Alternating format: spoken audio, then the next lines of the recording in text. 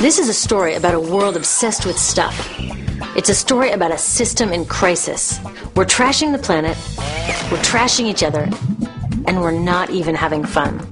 The good thing is that when we start to understand the system, we start to see lots of places to step in and turn these problems into solutions.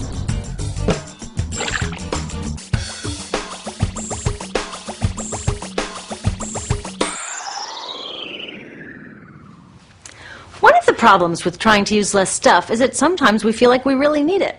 What if you live in a city like, say, Cleveland, and you want a glass of water? Are you going to take your chances and get it from the city tap?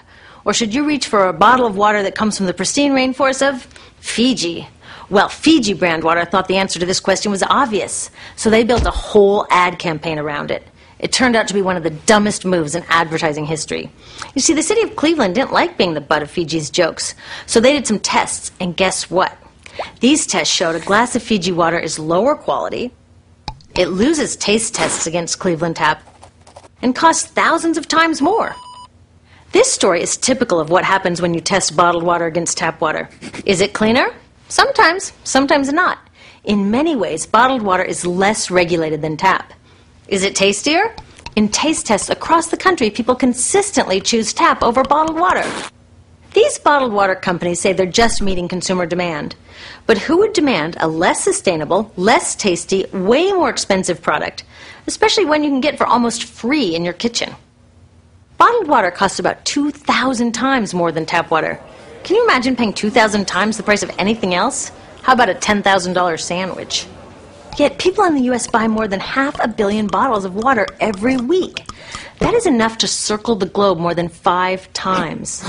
How did this come to be? Well, it all goes back to how our materials economy works, and one of its key drivers, which is known as manufactured demand. If companies want to keep growing, they have to keep selling more and more stuff. In the 1970s, giant soft drink companies got worried as they saw their growth projections starting to level off. There's only so much soda a person can drink. Plus, it wouldn't be long before people began realizing that soda is not that healthy and turned back to, gasp, drinking tap water. Well, the companies found their next big idea in a silly designer product that most people laughed off as a passing yuppie fad. Water is free, people said back then. What will they sell us next? Air? So how do you get people to buy this fringe product? Simple. You manufacture demand. How do you do that? Well, imagine you're in charge of a bottled water company. Since people aren't lining up to trade their hard-earned money for your unnecessary product, you make them feel scared and insecure if they don't have it. And that's exactly what the bottled water industry did. One of their first marketing tactics was to scare people about tap water with ads like Fiji's Cleveland campaign. When we're done, one top water executive said, tap water will be relegated to showers and washing dishes. Next, you hide the reality of your product behind images of pure fantasy. Have you ever noticed how bottled water tries to seduce us with pictures of mountain streams and pristine nature? But guess where 1/3 of all bottled water in the U.S. actually comes from? The tap. Pepsi's Aquafina and Coke's Dasani are 2 of the many brands that are really filtered tap water. But the pristine nature lie goes much deeper. In a recent full-page ad, Nestle said, bottled water is the most environmentally responsible consumer product in the world. What? They are trashing the environment all along the product's life cycle. Exactly how is that environmentally responsible? The problems start here with extraction and production, where oil is used to make water bottles. Each year, making the plastic water bottles used in the U.S. takes enough oil and energy to fuel 1 million cars. All that energy spent to make the bottle, even more to ship it around the planet, and then we drink it in about 2 minutes? That brings us to the big problem at the other end of the life cycle, disposal. What happens to all these bottles when we're done? 80% end up in landfills, where they will sit for thousands of years, or in incinerators, where they are burned, releasing toxic pollution. The rest gets collected for recycling. I was curious about where the plastic bottles that I put in the recycling bins go. I found out that shiploads were being sent to India, so I went there. I will never forget riding over a hill outside Madras, where I came face to face with a mountain of plastic bottles from California. Now, real recycling would turn these bottles back into bottles. But that wasn't what was happening here. Instead, these bottles were slated to be downcycled, which means turning them into lower quality products that would just be chucked later.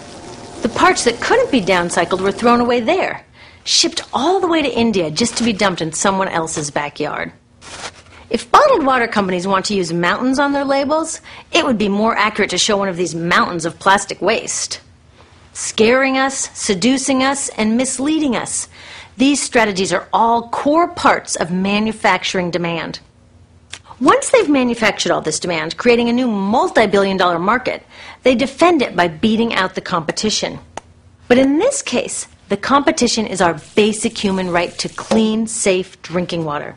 Pepsi's vice chairman publicly said, "The biggest enemy is tap water." They want us to think it's dirty and bottled water is the best alternative. In many places, public water is polluted, thanks to polluting industries like the plastic bottle industry. And these bottled water guys are all too happy to offer their expensive solutions, which keep us hooked on their products. It is time we took back the tap.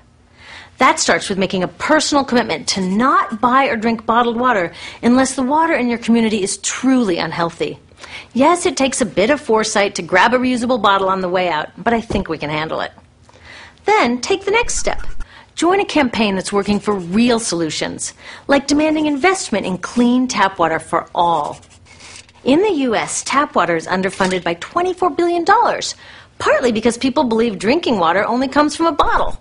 Around the world, 1 billion people don't have access to clean water right now. Yet cities all over are spending millions of dollars to deal with all the plastic bottles we throw out. What if that money was spent improving our water systems, or better yet, preventing pollution to begin with? There are many more things we can do to solve this problem. Lobby your city officials to bring back drinking fountains. Work to ban the purchase of bottled water by your school, your organization, or entire city. This is a huge opportunity for millions of people to wake up and protect our wallets, our health, and the planet. The good news is it's already started. Bottled water sales have begun to drop while business is booming for safe, refillable water bottles. Yay! Restaurants are proudly serving tap, and people are choosing to pocket the hundreds or thousands of dollars they would otherwise be wasting on bottled water. Carrying bottled water is on its way to being as cool as smoking while pregnant. We know better now.